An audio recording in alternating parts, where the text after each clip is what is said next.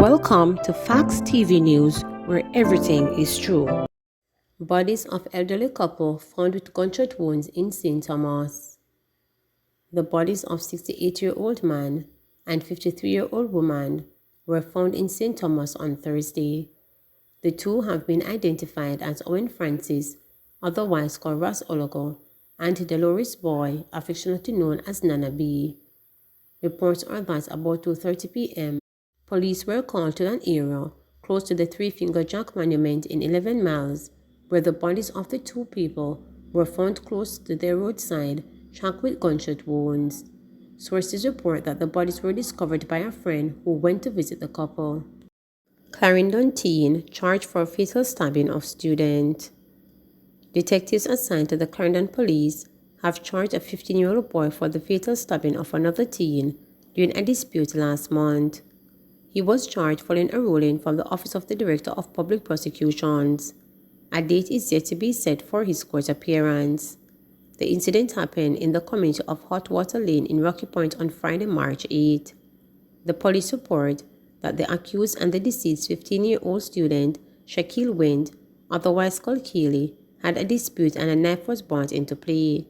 Shaquille was stabbed in the chest. He was taken to hospital, where he died while undergoing treatment. Sections of Waterford in Portmore under curfew.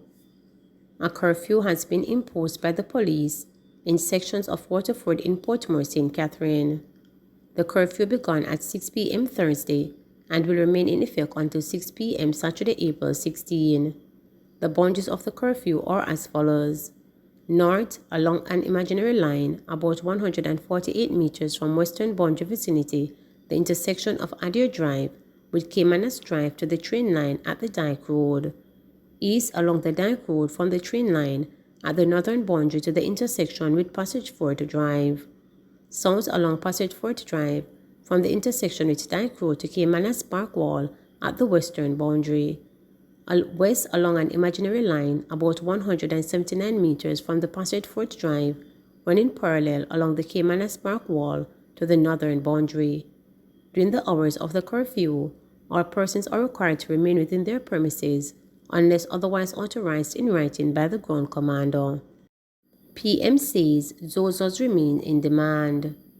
Prime Minister Andrew Holness says the zones of special operations ZOZO are in demand, especially in the communities where they have been declared. Holness' comments follow the passing of a resolution yesterday afternoon in the House of Representatives for the extension of the ZOZO for another 60 days in 7 communities across the parishes. The security measure will continue in Parade Gardens, Denham Town and Greenwich Town in Kingston, August Town in St. Andrew, Norwood and Mount Salem in St. James, and Savannah Lamar in Westmoreland. The undeniable value of the zones of special operations is impatient of debate, and the fact is, they are desired by residents in the affected communities, stated Holness. He said in Parade Gardens, the residents were very vocal that they wanted a security presence there. According to the Prime Minister, the outlook in all the affected areas is promising, and the communities are seeing a major reduction in murders and serious crimes. Since their respective periods of declaration, as of the 11th of April, Parade Gardens and Savannah Lamar have recorded no murders or shootings, he said. In Mount Salem, 64% cut in murders, 68% cut in shootings. In Denham Town, 26% cut in murders, 44% cut in shootings. In Greenwich Town, 22% cut in murders, 27% cut in shootings. In August Town, 23% cut in murders, 71% in shootings. And in Norwood, 83% cut in murders, 100% cut in shootings. In the meantime, the Prime Minister said despite the gains achieved, the recent spate of serious crimes involving drive-by shootings and incidents involving motorcycles continue to be disconcerting. However, he said the government remains committed to pursuing strategies that will achieve stability and transformation. St. James sees worrisome increase in tuberculosis cases. Dr. Francine Phillips Kelly, the medical officer of health for St. James, has noted a sharp rise in the parish's tuberculosis rate, with 7 confirmed cases between January and March this year, compared to no cases over the corresponding period last year. She made the revelation when addressing Thursday's monthly meeting of the St. James Municipal Corporation as she presented the report from the local Board of Health. According to Phillips Kelly, the risk of spreading the respiratory illness is increased due to citizens' unsanitary habit of spitting in public, including along the roadside. It could be that now that we have a decline in COVID-19, that our focus is changed and we're seeing more tuberculosis cases. But the fact is that there is a worrisome increase in tuberculosis, a condition that we thought we were over decades ago, said Phillips Kelly, noting that there has been an increase in cases over the past 30 to 40 years. A month ago, the St. James Municipal Corporation had been informed of one confirmed case in the parish. Tuberculosis (TB) is a bacterial infection that is spread through droplets of the air and can affect different body parts including the lungs, the brain, kidneys, and spine. Symptoms include a cough lasting longer than 2 weeks, weight loss, fever, and night sweats. Jamaica Medical Doctors Association President Dr. Mindy Fitzhenley had previously urged Jamaicans to be vigilant in preventing the spread of tuberculosis, despite only 70 cases having been reported in the island up to 2020, and it could be dangerous to contract both tuberculosis and COVID-19. Mental health support for tourism workers. Tourism workers experiencing COVID-19 related mental health challenges will soon be able to access counseling support services under a newly established program dubbed Talk Your Mind. The multi-stakeholder initiative is being spearheaded by the Tourism Ministry's Tourism Linkage Health and Wellness Network and will be executed by the University of the West Indies UWI Center for Leadership and Governance.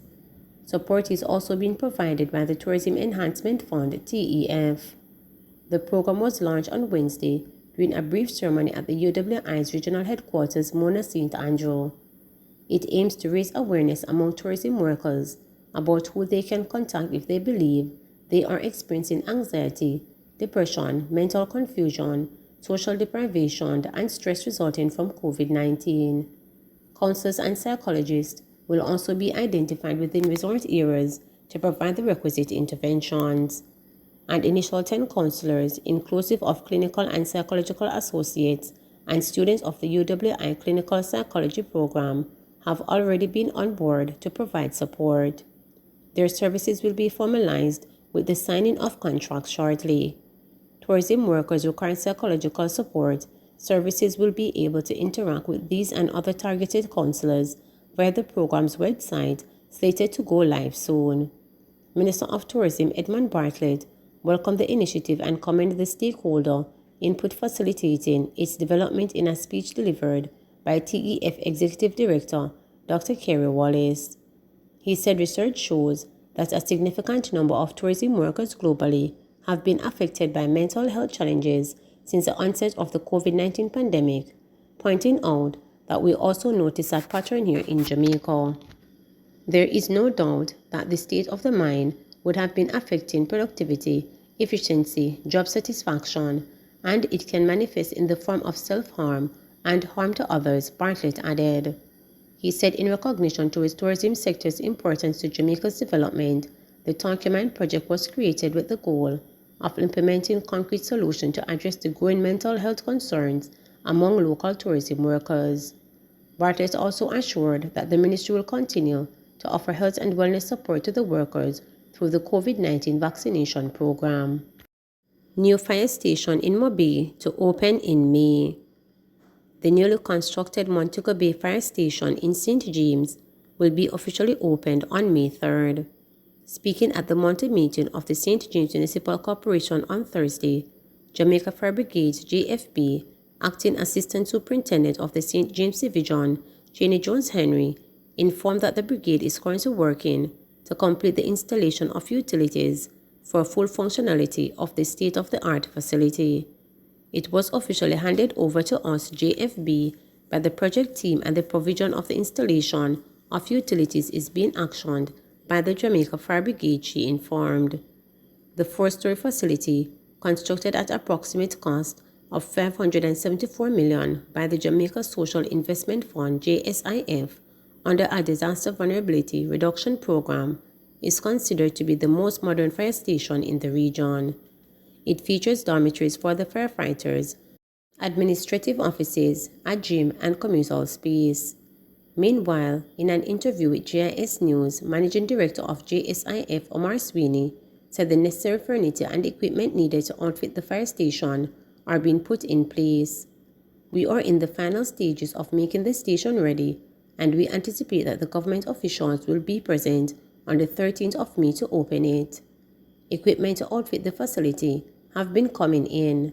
The opening is a month away, and we are so working towards that, Sweeney stated.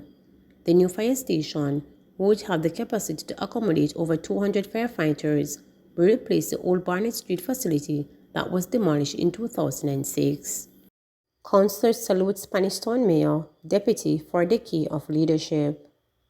Spanish Town Mayor Norman Scott and Deputy Mayor Ralston Wilson were recognized by their colleagues for serving the Old Capital and St. Catherine at large for a combined 20 years in their respective capacities.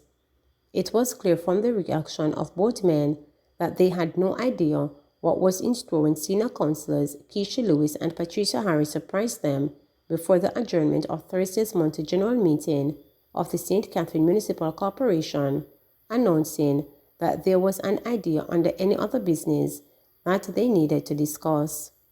10 years leading this parish is a milestone, said Lewis, to the surprise of Scott and his colleagues.